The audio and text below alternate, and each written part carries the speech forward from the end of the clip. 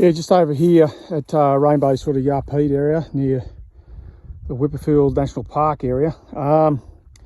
Just on the farm of Adam Gould's, and he ripped this paddock at sowing, or prior to sowing. Quite a dry summer, as we know. We're seeing a lot of this sort of effect, so certainly some significant effect from ripping. You'll see the probe just here, how far it's gone in. But it doesn't matter where you are. If you've got sand, we're seeing this effect here, the poor emergence, even if it's been ripped. So those plants have obviously come up on those rip lines. So what we're looking at is a hydrophobic non-wetting effect, which can happen in this particular farming system, which is no-till, continuous cropping on these sort of sands, even right through the mallee.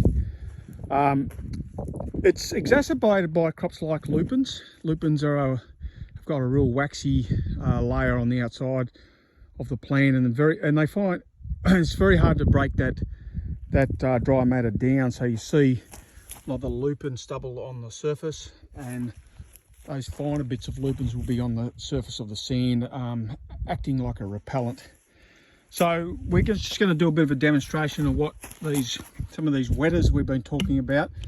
The wetter I'm going to demonstrate here is from Shane Phillips at Nutrien, soil scientist with Nutrien in South Australia. And Jock McNeil's been using his product at 1 litre per hectare with 20 litres of water at $5 a hectare. So I'm going to pour some water on this situation here with no wetter.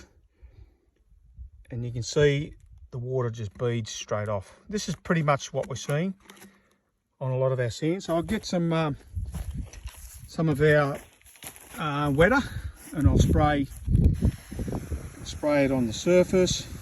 So what you would use is a 12-volt pump with some liquid tubes down to the back, basically where the seed's been placed. Let's demonstrate a rainfall event, and you can see the water just penetrates straight into the surface of the soil. So that means we wouldn't have that effect. So over here, non-treated again.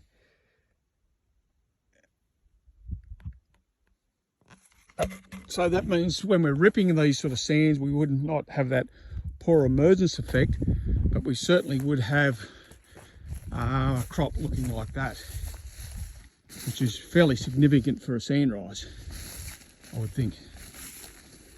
Okay, hope you got something out of that. We'll keep reviewing and reflecting on our learnings with regard to these amelioration practices. Okay, thank you, bye.